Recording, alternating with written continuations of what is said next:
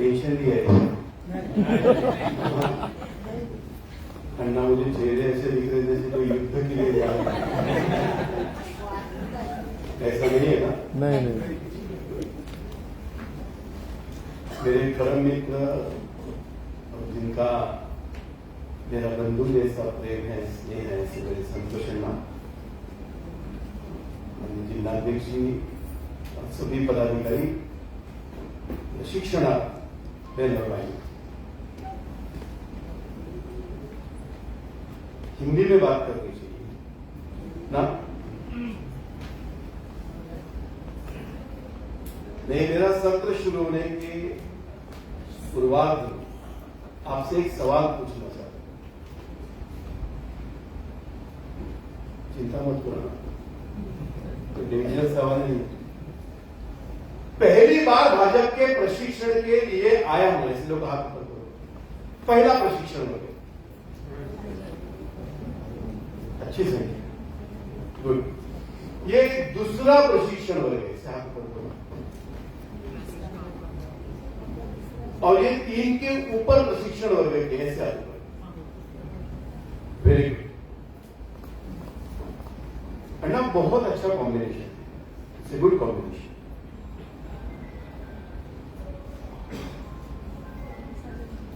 और मेरा एक सवाल, पहली बार रामबाबू मालवीय प्रबोधिनी में आए, ऐसा आता बहुत मुझे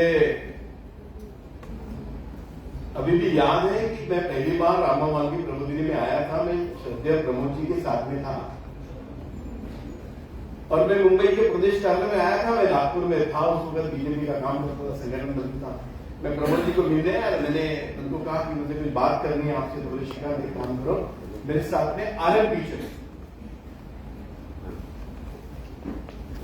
तो विवेक करके उनके सीए सहायक थे, उन्होंने मुझे कहा कि प्रमोद जी ने कहा कि गाड़ी में बैठो, चलो आरएमपी जाना है। बताइए कहाँ है आरएमपी? तो वो उधर मीरा भाईंदर है ना, वो मीरा भाईंदर के आगे जाना पड़ता, 20-25 मिनट लगता है। तो क्या है वहां पे? बोले भारतीय जनता पार्टी का ट्रेनिंग का स्कूल है, ट्रेनिंग का कैंप है। मैंने बोला यार कहाँ लेके जा रहे हैं यार, यही बात कर लेते नरीमन पॉइंट। इट वॉज 1993 और मैं जब श्रद्धेय प्रमोद जी के साथ उनके गाड़ी में बैठ के बात करते करते आया और जैसे मैं मालवीय प्रबोधिनी के कैंपस में आया, मुझे लगता है शायद जो मुझे लगा होगा शायद आपको भी लगा होगा। जैसे भिवंडी के कुछ प्रमुख कार्यकर्ता ने आपको पहला कॉल किया होगा कि अरे यार ये भाजपा का अपना भिवंडी का प्रशिक्षण बंद है और आपको आना है। और आपने पूछा होगा जो पहली बार आए कहाँ जाना है, तो मालवीय प्रबोधिनी में जाना है। तो कई लोगों को ऐसा लगा हुआ है कहाँ लेके जा रहे हैं, भिवंडी में कुछ नहीं है क्या, जब यही कर लेते है ना। लेकिन सच बताओ, जो पहली बार मालवीय प्रबोधिनी के कैंपस के अंदर आया कैसे रहे? हाँ सच बताओ, अच्छा क्यों मालूम?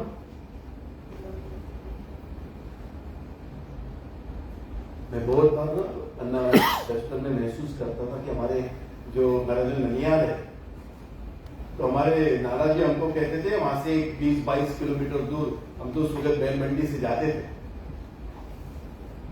तो शुरुआत में हमारे नाना कहते थे कि अरे यार बहरा में ऐसी ऐसी जगह जाना चाहिए। तो बच्चे थे कहाँ लेके जा रहे हैं, घर में विठ्ठल भगवान का मंदिर यहीं करते हैं, गांव में है। लेकिन जब हम वहां जाते थे तो जो थकान थी वो पूरी चली जाती। वो कैंपस में आने के बाद में मुझे भी 1993 में याद है, मैं प्रमोद जी के साथ जब पहली बार अंदर आया मुझे लगा क्या जगह है यार। आपको भी लगा? क्यों मालूम बताओ? आपकी कितनी श्रद्धा है मुझे मालूम नहीं। ये जो जगह है ना जहां बैठे, ये जगहों पे परवाणी जी बैठे हैं, ये जगहों पे अटल जी बैठे हैं। मैं जहां से बात कर रहा हूं ये पुण्यप्रद जगह, कहीं तो भी एक आधे बार यहाँ पे कुशाभाऊ ठाकरे ने बात की। जो जगहों पे आप बैठे हो ये जगह, ये रामभाऊ मांझी प्रबोधिनी भारतीय जनता पार्टी के कार्यकर्ताओं के लिए तीर्थस्थल से कम नहीं है।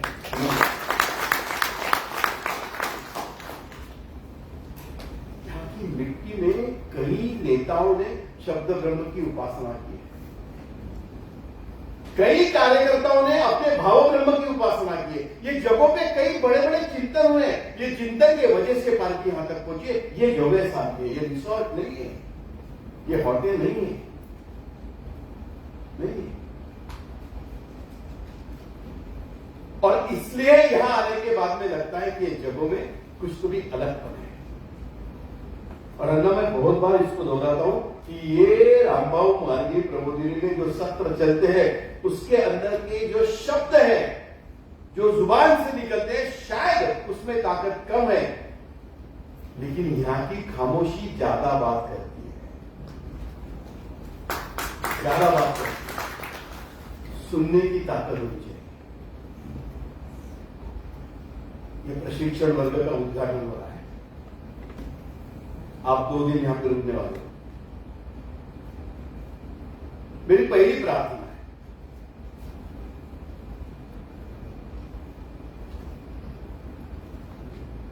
ये जो हॉल है इसको एक दरवाजा है बाहर अंदर आते समय। हम भिवंडी में पार्टी के कार्यकर्ताओं की मीटिंग में जाते हैं, सम्मेलन में जाते हैं, सभा में जाते हैं। हम जब कभी भी सभा में जाते हैं या कोई कार्यक्रम में जाते हैं तो हम जो अपनापन होता है ना, कॉन्शियसनेस, अपना अध्यक्ष, महामंत्री, आमदार, खासदार, नगर सेवक, जिला परिषद मेंबर, 20 साल से काम कर रहा हूं, 25 साल से काम कर रहा हूं, ये जो ऑरा होता है ना, मराठी त्याला तोड़ा म्हणतात, वो सब ये गेट के बाहर। हाँ, भिवंडी में पार्टी की बैठक होती है हॉल में, तो उसमें मैं समझ सकता हूं कि महामंत्री है, मेरा अध्यक्ष है। पर यदि 2 दिन का परिचय ठीक से करना है तो अपना तोड़ा ये हॉल के बाहर। ओशो नाम सुना आपने? आचार्य रजनीश ओशो कहते थे, if you want to learn something in your life you should be 0। आपको शून्य होना पड़ता है तो आप सीख सकते। भारतीय जनता पार्टी प्रशिक्षण वर्ग यहां पे क्यों लेती है? क्योंकि जहां आप गांव में काम करते हो ना, वहां पे आपको लोग शून्य होने नहीं देते, क्योंकि आपके कान के पीछे जो कार्यकर्ता लगे होते ना, अरे काय भाऊ तुम्ही होते म्हणून, आज ताई तुमच्यासारखे कार्यकर्ता नाही, क्या दादा आप थे तो चुन क्या है और कोई रहता है? जो आपके कान को लगने वाले जो स्तुतक है ना, स्तुति करने वाले, वो आपको आप सच में हो कौन ये ख्याल में नहीं लाते। घर भी बोलो, हिंदुस्तान के इतिहास के अंदर में राजाओं का जो इतिहास रहा है उसमें से 90% राजा जो हारे हैं ना, वो कान के पीछे लगे हुए भाटों की वजह से हारे। भाट, सुबह आपको एक फोन होता है, काय ताई दोपहर को कार्यकर्ता मिलता है, काय भाऊ 15 दिन, 1 महीना, 2 साल, 5 साल, 10 साल, 15 साल अपने काम को राजनीति में आदत लग जाती है स्तुति सुनने की, और धीरे धीरे अपने को ऐसा लगता है कि अपन है वैसे जो वो कह रहा है। मुझे अभी भी याद है, मैं श्रद्धेय प्रमोद जी के साथ में राजस्थान में कुंभलगढ़ में था और प्रमोद जी ने मुझे कहा कि श्रीकांत एक बहुत बड़ा कांग्रेस का नेता है, पार्टी में प्रवेश करना चाहता है, तो वो अभी मुझे आगे वाले स्क्वायर पे मिलने आने वाला है, तो तू जरा सामने बैठ।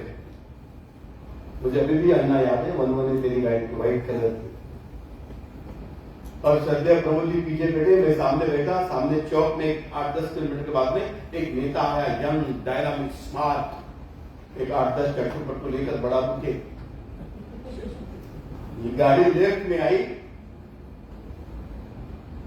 वो बंदा प्रमोद जी के पास आया, प्रमोद जी बाहर उतरे, उन्होंने उनको बुके दिया, बोले महाजन साहब बात करने, बोले बैठो।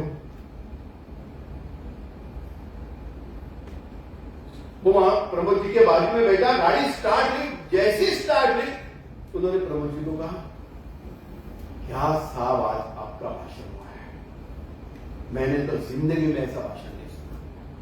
प्रमोद जी ने कहा अच्छा गुड, थैंक यू। वो फिर कहा कि प्रमोद जी मेरी खानदान पॉलिटिकल खानदान है, मैंने राजस्थान के धरती के ऊपर में आपके जैसा भाषण नहीं सुना। प्रमोद जी बोले अच्छा ठीक है, ओके। फिर तीसरी बार कहा, बोले मैं दिल्ली में जाता हूं, मैं पूरे देश में घूमता हूं, प्रमोद जी आपके जैसा भाषण नहीं सुना। प्रमोद जी ने कहा ड्राइवर को गाड़ी जरा साइड में दो और उसको कहा आपके पास पूछने के लिए कुछ नहीं, आप जरा नीचे उतरो। नहीं सर, मुझे कहा नहीं आप जरा नीचे उतरो। वो नीचे उतरने के बाद मुझे प्रमोद जी कहते हैं कि श्रीकांत, कोई बंदा यदि तेरी मुंह पे पहली बार स्तुति करता है तो ठीक है, ह्यूमैनिटी है, समझ ले, थैंक्स फॉर। वही बंदा यदि फिर से मुंह पे तारीफ करता है तो समझ लेना कुछ तो भी गड़बड़ है। और वही बंदा यदि तीसरे बार फिर से तारीफ करता है तो तूने समझ लेना चाहिए कि ये तेरे लाइफ का, हिंदुस्तान का सबसे झूठा आदमी है, ये तेरे प्रगति के कारक में आने वाली तकलीफ है। ये जो भाग होते हैं कान से लगने वाले पॉलिटिशियन के कान के पीछे, वो आप सच में हो कौन ये समझ में नहीं आएंगे, और वो सच में आप हो कौन ये समझने की जगह बोले तो रामबाबू मार्गे प्रबोधिनी का प्रशिक्षण शिविर है, समझ लो आप। इसलिए यहां इसलिए 2 दिन के सत्र के अंदर में जीरो बन के बैठो। मैं आपको सच बताऊं, यहां कई वक्त आए घटना में प्रशिक्षण वर्ग का मेरा ये 18वां सत्र है। कोई भी कार्यकर्ता बाहर से आता है, तैयारी करके आता है, अभ्यास करके आता है। मैं दापोली गया था उस दिन, 4.5 घंटा प्रवास करके दापोली में गया, 1 घंटे का मेरा भाषणों में 4.5 घंटे वापस आया। मैं कल यहां से कोल्हापुर गया फ्लाइट से, सांगली में का भाषण किया, वापस आया। क्यों? ये भारतीय जनता पार्टी की परंपरा है, ये हमारे खानदान की ताकत है साहब। मुझे अभी परसों के दिन एक महाराष्ट्र टाइम्स के पत्रकार ने पूछा, कल मैं एयरपोर्ट पे था, मैंने श्रीकांत कुठे चालला है महाराष्ट्र टाइम्स में, मैं म्हटलं प्रशिक्षण शिबिराला चाललाय। तो म्हणजे आता तर जाऊन आला तू सोलापूरला, मी म्हटलं की आता पुन्हा चाललो, 18 ठिकाणी जाऊन आलो। उसने कहा श्रीकांत का एक फर्क तो इससे कोई फर्क दिखता है? मैंने कहा 2014 को हिंदुस्तान का प्रधानमंत्री जो बना ना, वो यही ट्रेनिंग करते करते बनाया, समझ लो।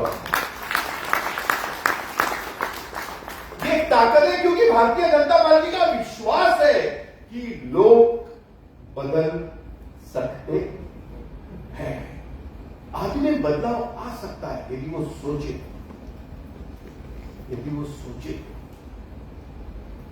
ये ट्रेनिंग में वो ताकत है साहब। तो जो लोग सत्र देने आ रहे हैं ना, उनका समय का कीमत है ही, लेकिन जो आप सब बैठे हो ना यहाँ पे, जिंदगी के 2 दिन निकाल के आ रहे हो, और ये हमारे 2 दिन है साहब, भाजपा के कार्यकर्ताओं के 2 दिन है। मजाक है? वह अमृतस्य पुत्र, हम तो अमृत के पुत्र है साहब, भाजपा के कार्यकर्ता। मैं, मेरे बेटी है ऊर्जा, अन्ना जानती है, जानता है, मैं मेरे बेटी को बहुत बार बोलता हूं कि आज हम भारतीय जनता पार्टी के कार्यकर्ता इसलिए है क्योंकि हम उस वक्त छत्रपति शिवाजी महाराज के मावड़े थे, और उससे पहले हम पांडवों के सेना में कृष्ण के नेतृत्व में काम कर रहे थे। हम पुण्यप्रद हो गए साहब, भाजपा के कार्यकर्ता, इसलिए यहां बैठे हम। तो हमारे समय की भी एक कीमत है। मजाक है भाजपा का कार्यकर्ता? हम कोई राहुल गांधी जैसी येडे के फैमिली से थोड़ी है। हम तो श्रद्धेय दीनदयाल उपाध्याय जी के सेना के फौजी है साहब, जिन्होंने पार्टी बढ़ाने के लिए अपनी जान दी है, समझ लो। तो आप जो यहां पे बैठे हैं ना, वह अमृत से पुत्र, हम तो अमृत के पुत्र है। तो हमारे जिंदगी के 2 दिन मजाक है, उसकी एक वैल्यू है, उसकी एक कीमत है, उसको पहचानो, क्योंकि ये 2 दिन आपके जिंदगी में फिर से नहीं आने वाले। लिख लो आप, और जब समारोह होगा ना, मेरा कहना उद्घाटन आपको याद आएगा। और क्या तैयारी की है, कितनी तैयारी की है वर्ग की। मैंने राजेश पांडे जी को उस दिन कहा, हमारे स्टेट के जनरल सेक्रेटरी, इसके इंचार्ज, मैंने कहा राजेश मुझे बधाई देता हूं, क्या महाराष्ट्र में तैयारी, क्या दिया है आपको, ये पाकिट दिया ना प्लास्टिक का, एनवलप, किट, क्या क्या दिया है किट में? बुक है, पेन है। अच्छा, किसने वो कीट का जो बटन लगाया है वो खोल के देखा है, बताओ? बोला है ना, मैं अन्ना परसों के दिन एक जगह गया, वो प्लास्टिक का जो पाकिट था ना, वो बेचारा मुंह भी नहीं खोला था। अच्छा हो गया मैं उद्घाटन सत्र में आया, तो सबने पाकिट का मुंह खोला है। अच्छा बताओ क्या क्या दिया इसके अंदर? एक बूट दिया है, एक और कार्यक्रम पत्रिका, और परिचय पत्र, और बैच, करेक्ट, और अच्छा नोटबुक भी दिया है, मालवी जी के चरित्र दिया है, और पेन भी दी, बाप रे, पेन भी दिया है। क्या गजब काम है साहब तुम्हार, असं म्हणणं बरोबर नाही, पण आजकाल जे थर्मिश बॅग आहे ना, की बस अपनी बीवी लेके लाव, तसं अध्यक्ष तुम्ही काय सोडलंच नाही, आपने पेन भी दिया है, क्या बात है। फक्त तुम्ही या, अब ये जो पेन दिया है ना, और जो नोटबुक दिया है, इसका रिश्ता करो। क्या बहुत बार ना ये होता है, अभी आपको मुझे मालूम नहीं, ये आपको मालूम है कि नहीं है, मालूम होगा तो मुझे बताओ। ज्यादातर अण्णा ने जिसका उल्लेख किया ना, पंढरपूरची वारी है ना, आपण ऐकली पंढरपूरची वारी? आपको आनंदी के ज्ञानेश्वर महाराज मालूम है? उनके जिंदगी का एक बहुत गजब प्रसंग आपने सुनना चाहिए। जब संत ज्ञानदेव आनंदी में थे, बाले योगी थे, छोटे से थे, लेकिन उस समय में उनका इतना माहौल था कि उस समय में एक बहुत प्रगाढ़ पंडित था, शायद आपने नाम सुना होगा कि मुझे मालूम नहीं, उनका नाम है चांगदेव, नाम सुने? चांगदेव ऋषि, प्रगाढ़ पंडित, वेद शास्त्र संपन्न, ऐसा कहते थे कि उस समय में उतने उसके जैसा विद्वान नहीं था, है ना, शेर के सवाल थे। तो वो चांगदेव भगवान ने उनके शिष्य को बुलाया, उसने कहा की अरे बाबा, एक ज्ञानदेव बालयोगी आळंदीत आले आहे, मला त्यांना भेटायचं आहे, तो तू माझा निरोप पोचव। तो शिष्य ने बोला चांगदेव को कि आप चांगदेव, वो ज्ञानदेव, आप मुझे क्यों बीच में डाल रहे हो? मैं आपका कहना कैसे कम्युनिकेट कर पाऊं? बोले क्या करना चाहिए? बोले आप एक पत्र लिखते हो। तो चांदो ने हाथ में बोड़ू लिया और एक कोरा कागज दिया और ऊपर में लिखा चिरंजीव। जैसे लिखा वैसे उनको लगा, अरे मैं किसको चिरंजीव कह रहा हूं? ज्ञानेश्वर को। कागज उठा के फेंक दिया, दूसरा कागज दिया, लिखा तीर्थरूप। बोले किसको तीर्थरूप कह रहा हूं? उम्र से छोटा। फिर कागज दिया, फिर लिखा तीर्थ स्वरूप। कैसे स्वरूप लिखूं? फिर कागज फेंका। ऐसे काली कागज फेंकने के बाद में एक कागज हाथ में लिया, उसको फोल्ड किया, शिष्य के हाथ में दिया और बोले भैया एक काम कर, ये ज्ञानेश्वर महाराज तक पहुंचाए। वो शिष्य निकला। जैसे माऊली को मालूम हुआ ज्ञानेश्वर महाराज जी को, उन्होंने दीवार के ऊपर में निवृत्तिनाथ दादा बड़े बंधु, उसके बाद में ज्ञानेश्वर महाराज, फिर सोपान काका 3 नंबर के बंधु और चौथी आई मुक्ताई बैठी। और वो दीवार को कहा चल भाई निकले। रास्ते में शिष्य मिला और उसने वो कागज दिया निवृत्तिनाथ दादा के हाथ में। बोले चांदे वाली दिलाया। कागज देखा निवृत्तिनाथ दादा ने इधर उधर से, पहले चांदे वाली वेद शास्त्र संपन्न विद्वान होशियार अभ्यस्त बोला।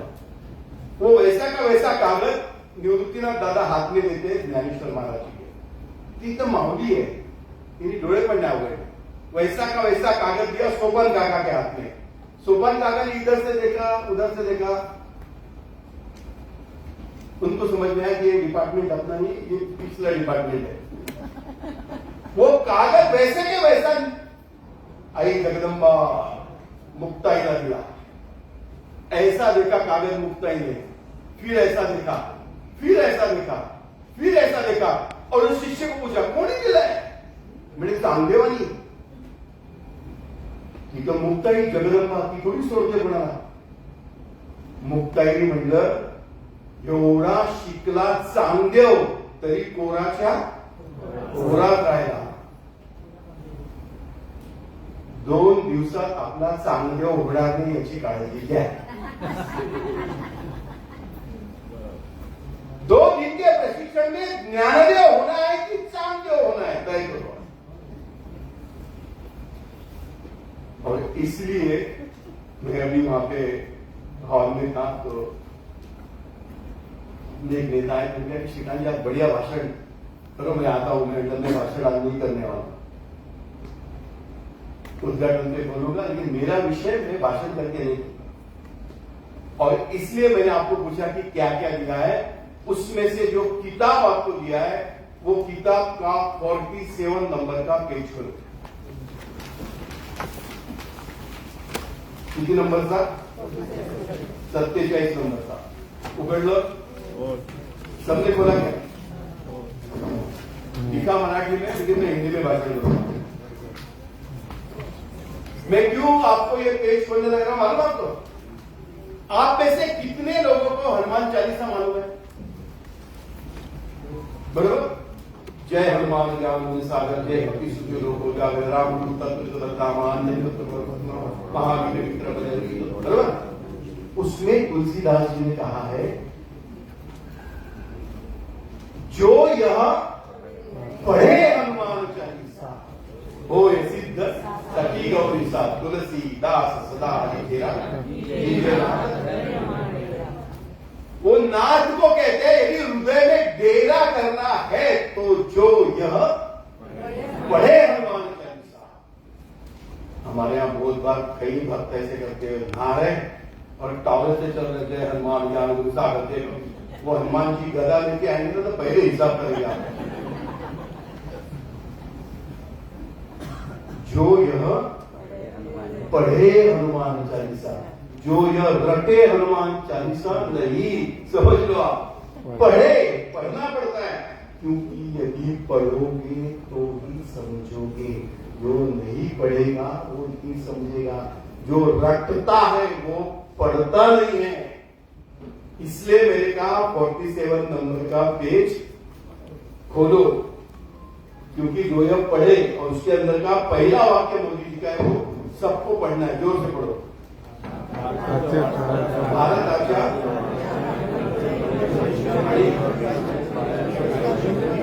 देशांतर्गत बाहेरील देशाला अस्थिर करण्याचा प्रयत्न करत थांबा। एक मिनिट रुको यहाँ पे। ये वाक्य किसका है? श्रद्धेय नरेंद्र जी मोदी, विश्व का सबसे लोकप्रिय नेता, उससे भी ज्यादा विश्व का ऐसा नेता कि जिसकी क्रेडिबिलिटी, जिसका कैरेक्टर, जिसका कमिटमेंट, जिसका कन्विक्शन ये विश्व में एक नंबर पे है। जिंदगी में कभी झूठ नहीं बोला, जिंदगी में मिसबिहेव कभी नहीं किया, उनके जैसा पॉलिटिकल कैरेक्टर किसी का नहीं है। वो कहते हैं कि भारताच्या वाढत्या ताकदीमुळे, करेक्ट, आणि इसका मतलब ऐसा है कि आज भारत के अंदर में जो जो समस्याएं हमको दिख रही है उसकी वजह क्या है? भारत की ताकत विश्व के अंदर में बढ़ गई। कितनी बड़ी मालूम? हम पश्चिम बंगाल जीते, बराबर जीते, किसने बधाई दी? बरोबर, ट्रंप ने बधाई दी। तात्या वो तात्या ने हिंदुस्तान के प्रधानमंत्री को बधाई दी, हमने लोकसभा का चुनाव नहीं जीता था, एक विधानसभा का चुनाव जीता था, पर बधाई दी ट्रंप ने। दुनिया का मॉनिटर समझता है क्यों बधाई दी मालूम?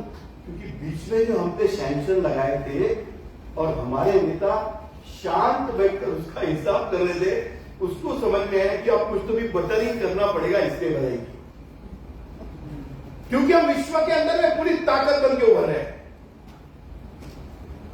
और अभी बीच में तो मोदी जी यहां जाते हैं ना, कहां पे? हाँ, इटली। और इटली के प्रधानमंत्री को मोदी जी ने क्या दिया? मेलोडी। पूरे विश्व के अंदर में आता त्या बाई आपण मेलोडी दिली नसेल, दिली नसेल, बिल्कुल दिली नसेल। चर्चा किसकी हुई? हमारे देश के प्रधानमंत्री की चर्चा। क्यों?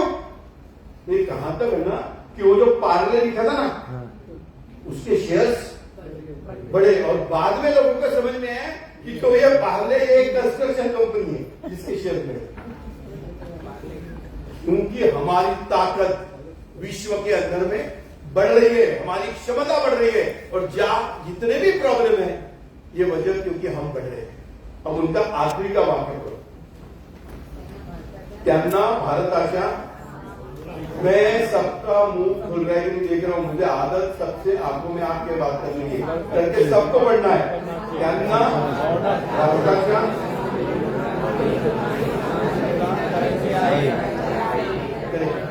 उनको किसका नुकसान करना है? भारत का नुकसान करना है। क्योंकि हम छोटे हैं इसलिए नहीं, हम वीक हैं इसलिए नहीं, क्योंकि हम विश्व के अंदर में ताकत बना रहे, इसलिए नुकसान करना है। और आप यदि मुझे पूछोगे तो मेरे सत्र के विषय का जिस प्राण मोदी जी का है। चलो आगे बढ़ो। सुरक्षित पुढील आव्हाने, पहिला आतंकवाद, दूसरा, तीसरा,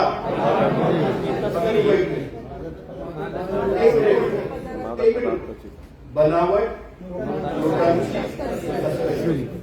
अब मुझे सब मिलके बताओ। मुझे अभी भी याद है 2016 में आपने धुरंधर देखा? वो धुरंधर के अंदर में जो नोटबंदी मोदी जी ने की उसकी चर्चा है, करेक्ट? मुझे अभी भी याद है 2016 का चुनाव चल रहा था, नगर पालिका, पूरे मीडिया में डिस्कशन था कि लोग बैंक के सामने खड़े हैं, लोगों को परेशानी है, और ये वातावरण में पूरे महाराष्ट्र में नगर पालिका का चुनाव था। और पहली सभा की इचलकरंजी में मैंने देवेंद्र के साथ मिला, और मैं जब स्टेज के नीचे था तो सुरेश हरवंतर जी हमारे नेता है, वो मुझे कहते हैं श्रीकांत जी प्रचंड प्रॉब्लम है, लोग नाराज है, रानी दुबे, देवेंद्र सब सुन रहे। 20,000 की सभा थी, फ्रंट पेज पे लोकसत्ता में न्यूज थी, नगर पालिकेला भाजपला फटका बसणार नोटबंदीचा। और देवेंद्र जी ने इचलकरंजी के सभा में एक वाक्य कहा कि कतार में खड़ा हिंदुस्तान का आम आदमी नोट बदलने के लिए नहीं, देश बदलने के लिए खड़ा है। और महाराष्ट्र के हम सारे चुनाव जीते। वजह है हिंदुस्तान के आम आदमी का प्रधानमंत्री के ऊपर का विश्वास।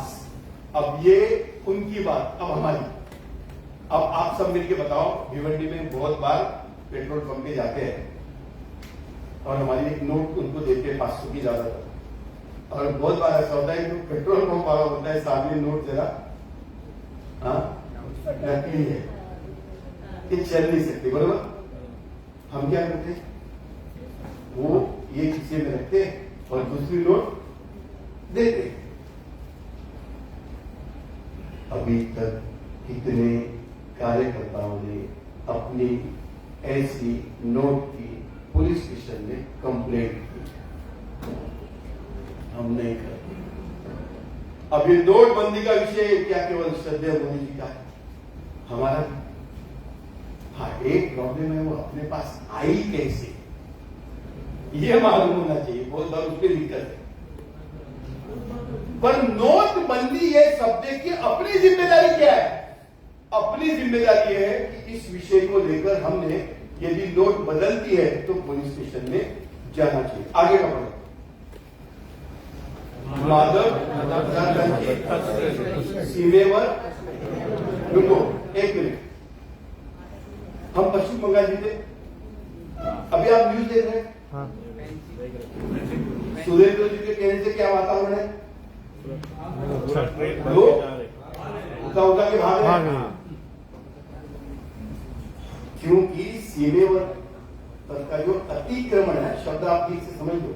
इस विषय को लेकर आदरणीय अमित भाई जी ने कल एक स्टेटमेंट निकाला है, हर जगह है, कि जो पूरे सीमा के ऊपर में अतिक्रमण हुआ है, उस विषय को लेकर एक कमेटी डिक्लेयर की है, उसकी तैयारी शुरू हो चुकी है। आगे बढ़ो।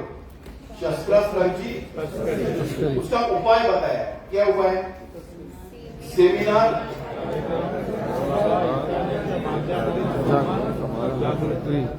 मेरे आज के विषय का पहला कार्यक्रम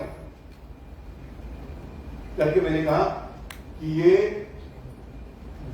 पंडित दीनदयाल उपाध्याय, पढ़ो तो क्या है, ये पंडित दीनदयाल उपाध्याय शिक्षण अभियान है क्या? क्या है? But the basic difference between the education and training, आपको मालूम है शिक्षण और प्रशिक्षण में क्या फर्क? शिक्षण बहुत बार ऐसा होता है कि बात पढ़ो, a + b bracket square a square + 5a + b square, कोई लेना देना नहीं। ये पढ़ के हम सब्जी खरीद नहीं जाते और तो जम सकते हैं। थोड़ा शिक्षण बोले तो जो पढ़ रहे हो ना, उसका एप्लीकेशन इंप्लीमेंटेशन करना है।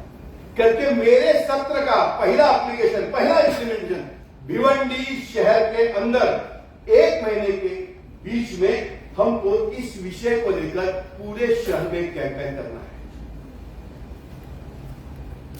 आ गया टीचर अन्ना, हमको तो लग रहा था भाई कीर्तन सुनो चले जाओ, ऐसा नहीं है साहब। हो सकता है कोई भिवंडी मध्ये चलो पुढे आतंकवादाप्रती 0 टॉलरन्सचे धोरण, ये तो केंद्र गवर्नमेंट। उसके बाद का बढ़ो, सीमेवर पायाभूत सुविधांचा विकास। मेरी आपसे प्रार्थना है, मेरे सत्र का दूसरा इंप्लीमेंटेशन, लेकिन ये रिक्वेस्ट है, ये रिक्वेस्ट है। बहुत बार हम विद फैमिली तिरुपति जाते दर्शन के लिए, बराबर? एक बार हिंदुस्तान की सीमा पे जाओ अपने बच्चों को, अपने फैमिली को। अन्ना में 1993 में गया था ताइवान पास, नीचे से ऊपर जाने के लिए मुझे 11 घंटे लगे, 11 घंटे, और आखिरी के 4.5 घंटे पैदल चलते गए।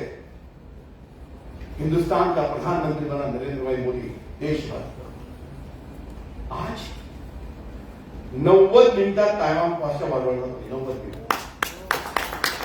क्यों? ये बीच में जो चीन चिल्ला रहा था ना, क्योंकि सारे सीमाओं के ऊपर में हमारी सेना अब 90 मिनट में पहुंचती है, और कई रोड तो ऐसे हैं वहां पे हवाई जहाज लैंड हो रहा है करके मेरी रिक्वेस्ट है, भाजपा के कार्यकर्ताओं ने एक ग्रुप बनाओ और जरा सीमा में जाके देखो कि हमारे देश के प्रधानमंत्री ने क्या क्या किया। आगे का बढ़ो, सीमावर्ती 4 नंबर आता, सीमावर्ती ये आपको क्या लगता है इतनी बड़ी बात? हम पहले बोलते थे, मैंने कई नेताओं के भाषण सुना है कि देश के सीमाओं के ऊपर में जो आखिरी गांव है, मोदी जी ने कहा ये आखिरी गांव नहीं है, ये प्रथम गांव है। अब हमने क्या सीखना चाहिए इस सत्र में? मेरे भिवंडी के शहर में हम बहुत बार कहते हैं कि तो जो वॉर्ड है ना तो शेवटचा है, तो मैं तो छोटे से गांव से आता हूं, बहुत बार गांव में बोलते वो जो गांव है ना, मेरे गांव की जो आखिरी की बस्ती है ना साहब, वो आखिरी की बस्ती नहीं है, वो पहली बस्ती है मेरे गांव की सीमा के ऊपर में। पुढे वाचा 100% सीमा कुंपणांचे उद्दिष्ट निश्चित करतो, पान करतो। अब उसमें दूसरे मुद्दे पे आओ, सुरक्षेपुढील पेज नंबर 48 वाचा, थांबा एक मिनिट, पुन्हा वाचा पहिला मुद्दा मोठ्याने लक्षात ठेवा। आप में से कितने कार्यकर्ताओं को ये मालूम है कि भारत का नक्सलिज्म अभी निरवध खत्म हो रहा है, बरोबर? अब मेरे सत्र का तीसरा काम, पहला काम मैंने बताया, दूसरी रिक्वेस्ट की, अब तीसरा काम। आप में से कितने कार्यकर्ताओं ने अमित भाई शाह जी का संसद में का नक्सलिज्म खत्म करने वाला भाषण सुना है? Very good. अब जिन्होंने नहीं सुना है, कल ये वर्ग खत्म होगा, पहला काम घर में जाने के बाद अक्षय खानदान को दिखाओ, और यूट्यूब के ऊपर में उनका भाषण है। मैं जिसमें मेरा परिचय करते मैं बताया ना, मैं आसाम, मिजोरम, नागालैंड, मणिपुर, पश्चिम बंगाल, अरुणाचल, सिक्किम जा गया हूं। मैं 89 से 1989, 1991 तक मुंचेरा, सुंदरगढ़, भवानीपुर, देवला, देशलीपेटा, खम्मनचेरू, भामरागढ़, दर्शन में मैंने प्रचार करके काम किया है। मैंने तब काम किया है जब नक्सलिज्म टॉप लेवल पे था। मुझे मालूम है नक्सलिज्म क्या होता है, कितना बेकार व्यवहार होता है, कितने आदिवासियों को खत्म किया है उन्होंने। लेकिन ऐसा नक्सलिज्म जो छत्तीसगढ़ में था, जो उड़ीसा में था, जो महाराष्ट्र में था, अमित भाई ने उसको खत्म किया है। हम हमारे सिक्योरिटी के लिए, लेकिन हमें मालूम ही नहीं क्या प्रयास किया। तो कल रात को घर में जाने के बाद में संसद में यूट्यूब में अपने को अमित भाई का भाषण क्या करना है, सुनना है। आगे का मुद्दा अर्बन नक्सलिज्म, ये मालूम है आपको अर्बन नक्सलिज्म? कितने लोगों को मालूम है कि भिवंडी में स्ट्रीम अभी भी अर्बन नक्सलिस्ट काम करते हैं? बहुत बार हमको लगता है ये तो टीचर है, ये प्राध्यापक है, ये पत्रकार है, ये ऐसा लिख रहा है, क्या भाई गिर रहा है। ऐसा नहीं होता साहब, ऐसा नहीं होता। वो जो टीचर है ना जो गलत दिख रहा है, वो बहुत बड़े इंटरनेशनल षड्यंत्र का भाग है। कौन ऐसा टीचर होता है जो ऐसे लिखता है, क्यों लिख रहा है? पढ़ना तो चाहिए। एक ऐसी पोस्ट आती है सोशल मीडिया पे कि जिसके वजह से जाति जाति के अंदर में, भाषा भाषा के अंदर में प्रॉब्लम खड़ा होता है। हमको लगता है नॉर्मल है, नॉर्मल नहीं है, नॉर्मल नहीं है। ये देश को अस्वस्थ करने का जो षड्यंत्र चल रहा है विश्व में, उसका एक भाग है। अब मैं बताऊं कि नहीं बताऊं, इससे विदा में था, लेकिन बता ही नहीं। बीच में शरद पवार साहब एक वाक्य बोले, वो वारकरी संप्रदाय के बारे में बोलते हैं, कुछ मालूम है आपने सुना? वारकरी संप्रदाय के बारे में शरद पवार साहब ने कहा था कि इसके अंदर में घुसखोर घुसे हैं, सनातनी घुसखोर। और ये शरद पवार साहब जिंदगी में वारकरी संप्रदाय में कभी गए नहीं, कभी नहीं, ना आळंदी गए, ना पंढरपुर गए, कहीं कभी नहीं गए। फिर उन्होंने क्यों कहा? मुझे मुंबई में पत्रकारों ने पूछा था की शरद पवार साहेब असं म्हणाले की वारकरी संप्रदायामध्ये काही प्रतिगामी लोक घुसले। मैं बोला शरद पवार साहब का वारकरी संप्रदाय से कुछ संबंध नहीं है। उनके पेट की जो जलन है ना, वो महाराष्ट्र के अंदर में देवेंद्र फडणवीस सारखा एक वारकरी माणूस आध्यात्मिक, वो अच्छी सरकार चला रहा है, ये पेट की तकलीफ है। गिरली क्यों कहा? क्योंकि उनको मालूम है यदि महाराष्ट्र को डिस्टर्ब करना है तो संप्रदाय के अंदर में तकलीफ देना शुरू करो। उसके बाद उनका एक पंटर है विकास दवंडी करके, बरोबर है, उसने 20-20 डिक्लेयर की। अपने को लगता है कि इतना इजी है, इतना इजी नहीं है साहब, बहुत बड़ा षड्यंत्र है। आगे सामाजिक विघटना से अराजकता, मैं सबके तरफ देख रहा हूं, जोर से बोलना है। छठवा विषय, छठवा,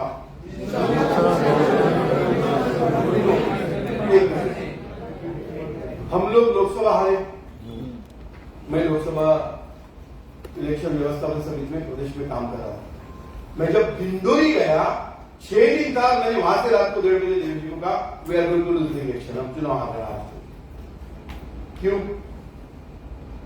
हमने नारा दिया था 405, लोगों ने क्या हाथ से निकाला उसका, ये लोग कॉन्स्टिट्यूशन बदलने वाला।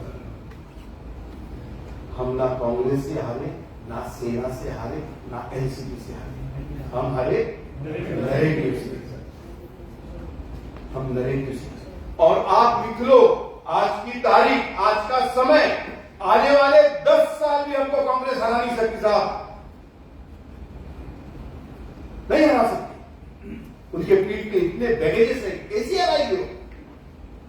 हम यदि हारे तो हमारी लड़ाई है नैरेटिव से, और ये नैरेटिव को यदि संभालना है तो केवल मोदी जी, अब मैं बोलने वाला नहीं हूं, लेकिन मैं आपको बता रहा हूं, यहां आपको अच्छा लगे बुरा लगे, मैं तो चले जाऊंगा, अल्लाह अपने संभालना।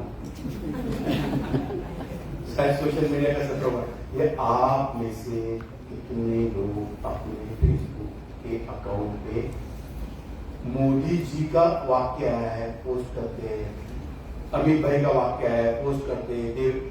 हमारे नेताओं का फेसबुक अकाउंट शादी का एल्बम जैसा बन गया है, अपने ही फोटो। अरे आजकल देखने वाले बोलता था कितनी कैसे फोटो तुझे बघितले ना बाबा। ये जो नैरेटिव की लड़ाई है ना, ये नैरेटिव की लड़ाई ऊपर से नहीं साहब, नीचे से लड़नी पड़ेगी। एक देवेंद्र जी का ट्वीट है, उसको रिट्वीट करना चाहिए, क्योंकि ऊपर के लड़ाई को नीचे के मैदान में लड़ना है तो हमारे मैदान से लड़ना पड़ेगा। आप समझ पुढो परकीय नीति चालवलं जाणार।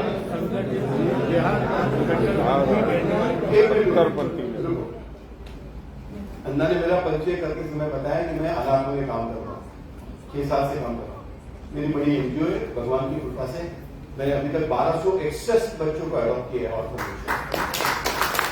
लेकिन मेरे जैसे पॉलिटिकली कॉशियस कार्यकर्ताओं को भी 3 साल ये मालूम ही नहीं था कि ऑर्फन आफ्टर 18, ऑर्फन से बच्चा अनाथ जब बाहर निकलता है, उस वर्ल्ड के अंदर में मुझे लग रहा था कि 3 साल से आई एम ओनली एनजीओ तर्पण फाउंडेशन।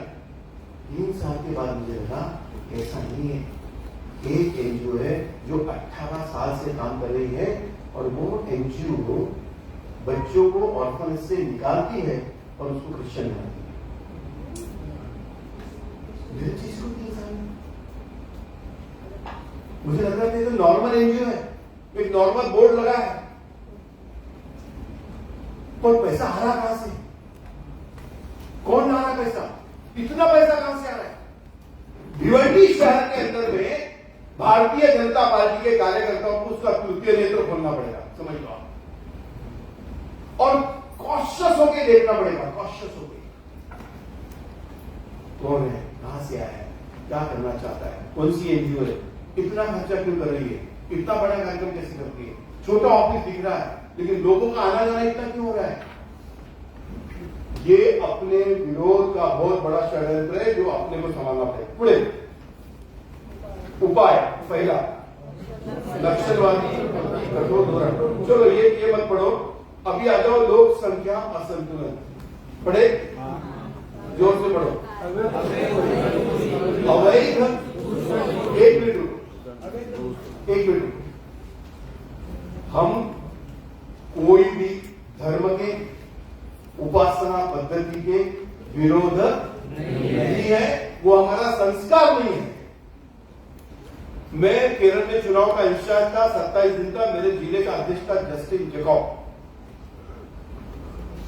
और मेरे लाइफ में आज तक भारतीय जनता पार्टी के 35 साल की जर्नी में जितने भी कमिटेड कार्यकर्ता थे उसमें से जस्टिन एक कार्यकर्ता। मैंने मेरे कई मुस्लिम बंधु कितने कमिटेडली काम करते हैं। हम कोई धर्म के, मैं बहुत बार तो दोहरा, तो मैं हिंदू धर्म में भी शैव है, शाक्त है, वैष्णव है, कई उपासना बता रहा हूं, कोई उपासना पद्धति की विरोध नहीं है।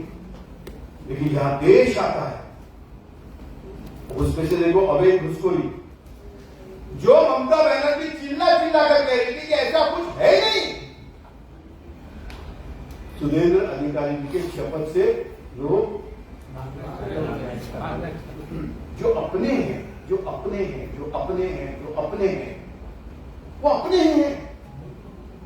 और जो अपने नहीं है वो अपने नहीं है। अवैध घुसखोरी हमको लगता है पश्चिम बंगाल में है, हमको लगता है आसाम में है, ऐसा नहीं है साहब। भिवंडी में है, मुंबई में है, नागपुर में है, उस दिन बोरीवली में है। भारतीय जनता पार्टी के कार्यकर्ताओं को कुछ विषय को समझ लेने की आवश्यकता है,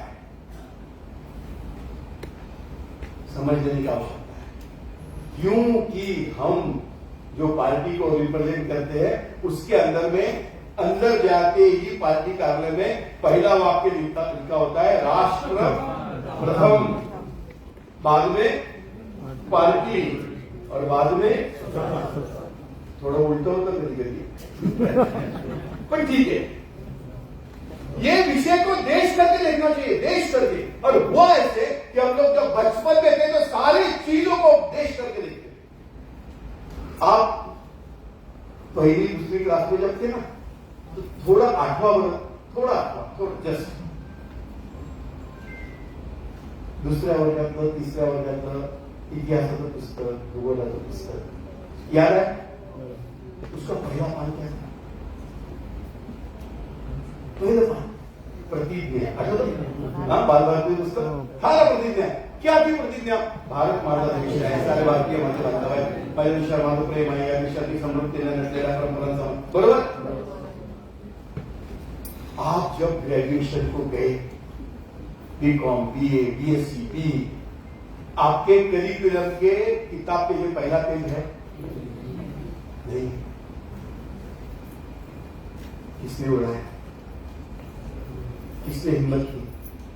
12व्या वर्गापर्यंत, 10व्या वर्गापर्यंत ये जो फिजिक्स था किसने सीखना है? पहले पान के लिए। ये बायोलॉजी है, किसने पढ़ना है? पहले पान के लिए। ये इतिहास पढ़ना किसने? पहले पान के लिए।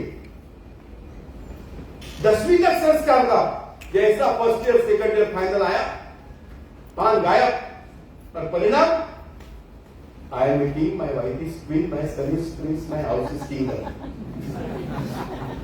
पर जैसे हम भाजपा में आए हमने देखा राष्ट्र प्रथम,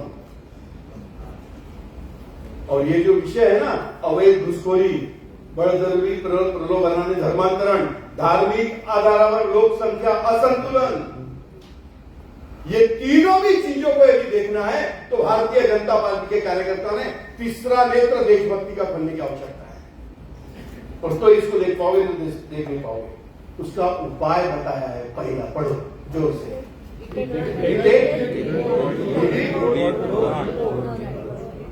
अब ये जो रिपोर्ट का मतलब है ना, मेरी बहनें बैठी है, नहीं तो मैं मेरे विदर्भ के लैंग्वेज में बताता है इसको डिपोर्ट कैसा कहा जाता है।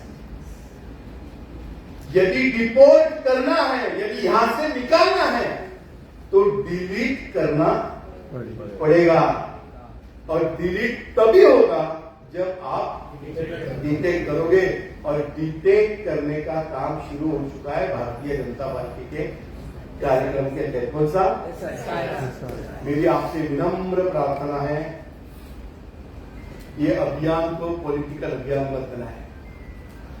ये पॉलिटिकल अभियान नहीं है साहब। ये जो हमारा डी है ना भारतीय जनता पार्टी का, राष्ट्र प्रथम, बहुत बार जब चुनाव की राजनीति के अंदर में यश मिलते चले जाता है, सक्सेस मिलते चले जाता है, चुनाव जीतने की आदत बन जाती है, चुनाव बनने का जीतने का स्वभाव बनता है, तो धीरे धीरे धीरे धीरे सारी चीजें चुनाव से जोड़ी जाती है। जो पाप कांग्रेस ने किया है 55 साल के अंदर में, चुनाव जीतते गए, लेकिन एक स्थिति ऐसी आई कि हम क्यों चुनाव जीत रहे हैं, चुनाव जीतने की वजह क्या है भूल गए, कैसे जीते जाता है समझ गए, क्यों जीतना है, राजनीति में कैसा राजकारण करना चाहिए समझता है, लेकिन मैं क्यों राजनीति करनी है, व्हाई पॉलिटिक्स, इसका जवाब है भारतीय जनता पार्टी के लिए, क्योंकि we are party with difference, we are personal with difference, we are politician with, हम देशभक्त पॉलिटिशियन, सब में कॉम्प्रोमाइज हो सकता है, देश के विषय में कॉम्प्रोमाइज नहीं। तो ये सारी बातें इसके लिए समझ की आवश्यकता है। अभी आगे का पढ़ो, गुड स्टोरी मोठ्यानी, पहिला कुठला गुड स्टोरी आणि दुसरा, हा जरा दोन मुद्दा सगळेजण मोठ्याने म्हणावा। एक मिनट, मैं बीच में पंजाब तक गया, मैं पंजाब 1989 से आया हूं। मेरे जिंदगी में इतना अस्वस्थ पंजाब कभी देखा नहीं। 200 फुट लोग अंदर जाए फिर भी पानी नहीं मिल रहा है, छोड़ दो, लेकिन हर घर 10 घर के पीछे ट्रक्स पैडी करता है। जो कौम ने हिंदुस्तान के आजादी के लिए लड़ाई लड़ी है, ऐसी वॉरियर कौम सबसे ज्यादा परेशान है इसके विषय में। सारी जवानी कोरोना खत्म हो चुकी। और मैं बताऊं आपको, मैं भिवंडी वर्ग में बात कर रहा हूं और मैं अभ्यास करके आता हूं। आपके भिवंडी में भी ऐसे 27 स्पॉट है कि जहां पे दिक तूफान होता रहा है, दिक तूफान पड़ती रही है, लेकिन उसके अंदर चल रहा है ड्रग्स का केस। मैं बीच में आदरणीय देवेंद्र जी को मिलने गया था। देवेंद्र जी ड्रग्स इस विषय को लेकर होम डिपार्टमेंट के अंदर में काफी ताकत से उतरे मैदान में, लेकिन लड़ाई केवल उनकी है। मैं भिवंडी के युवा मोर्चा को आज एक 5वां कार्यक्रम देने जा रहा हूं। भिवंडी के अंदर में 1000 जवान लड़ के रास्ते के ऊपर उतराओ और भिवंडी के जनता को कुछ भी सहन कर सकते साहब, ड्रग्स नहीं सहन कर सकते हैं, ये नहीं सहन होगा।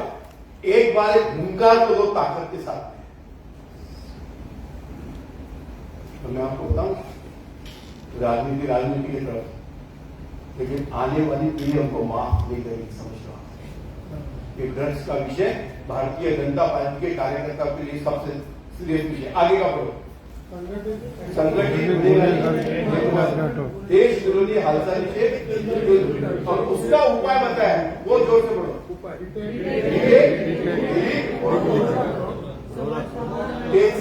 कोई है। अब आखिरी का पान भरता हुआ, पान नंबर 50। चलो नहीं, बाद में के मुद्दे पे आओ। सांस्कृतिक आक्रमण और कारण पढ़ो। पहला कारण जोर से सब मिलते,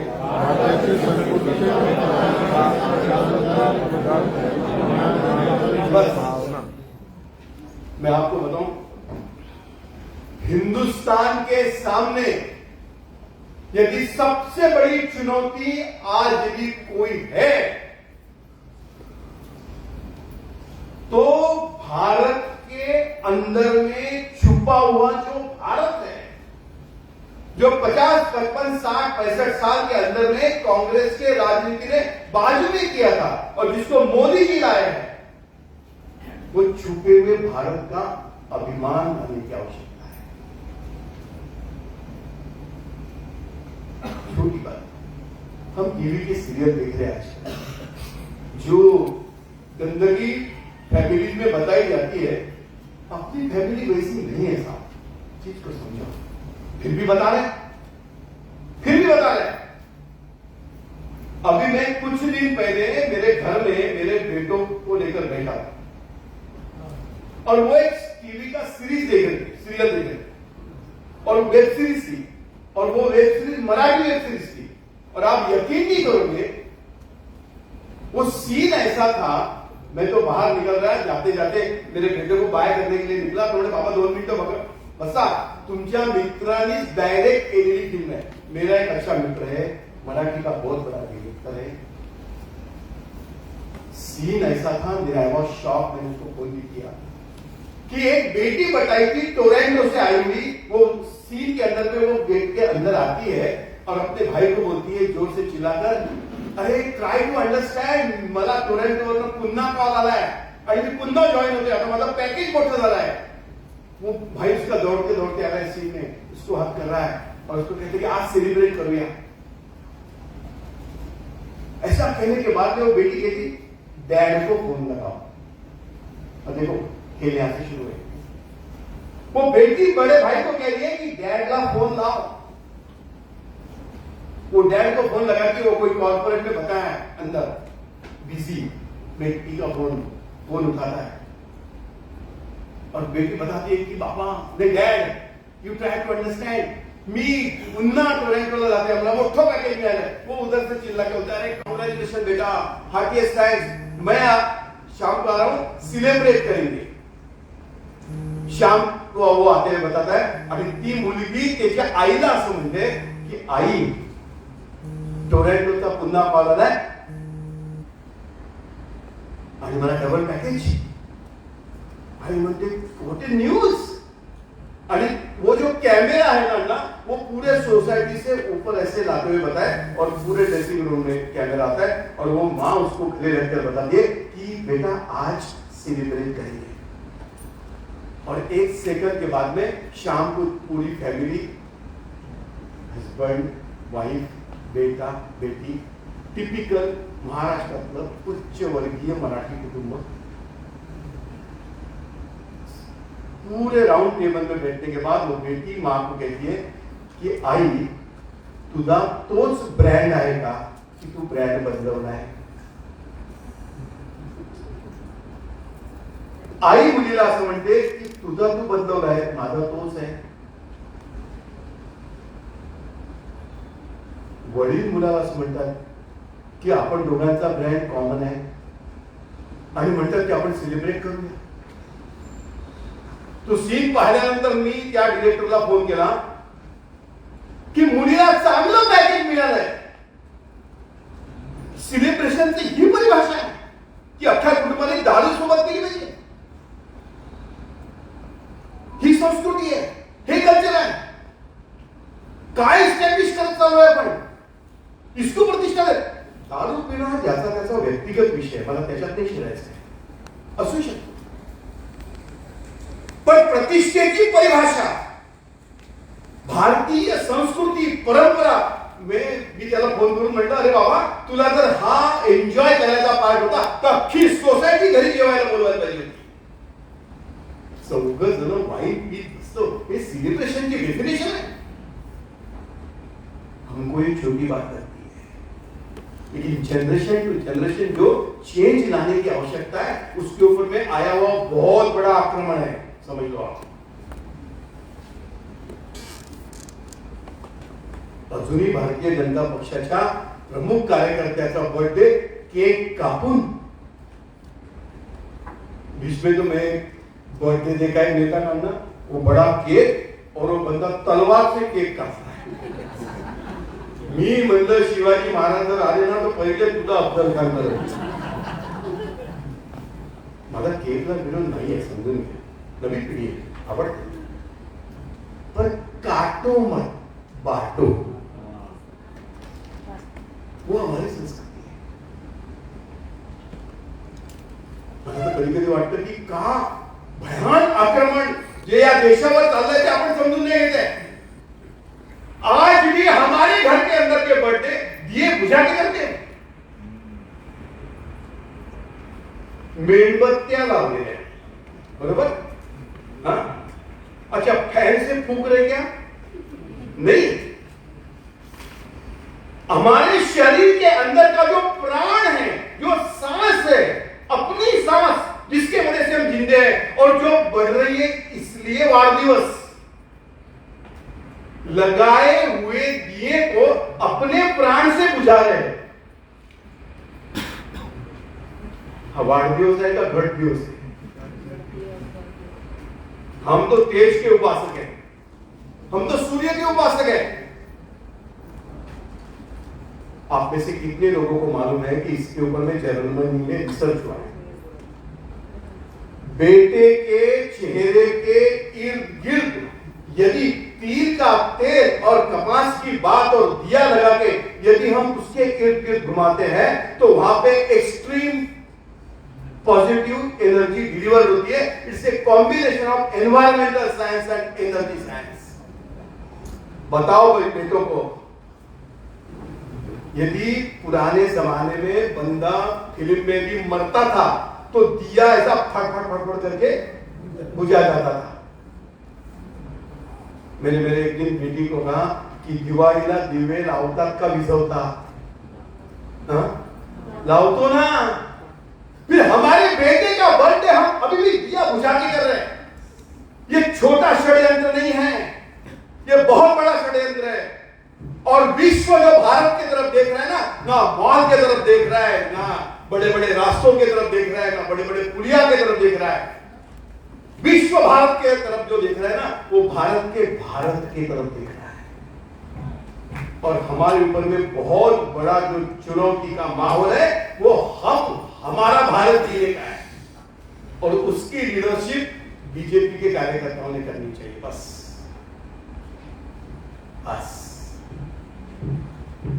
देखिए, आज के मेरे सत्र में के जो मैंने 5 काम बताए और 3 पेज खाली है, इसलिए मैं यहीं पे हर सत्र रोकता हूं और क्यों वो भी बताता हूं। क्योंकि मैंने आपको सत्र के शुरुआत में कहा था जो यह पढ़े हनुमान चालीसा, रटे हनुमान चालीसा, ये 2 पेज मैंने आपके पढ़ने के लिए रखे हैं।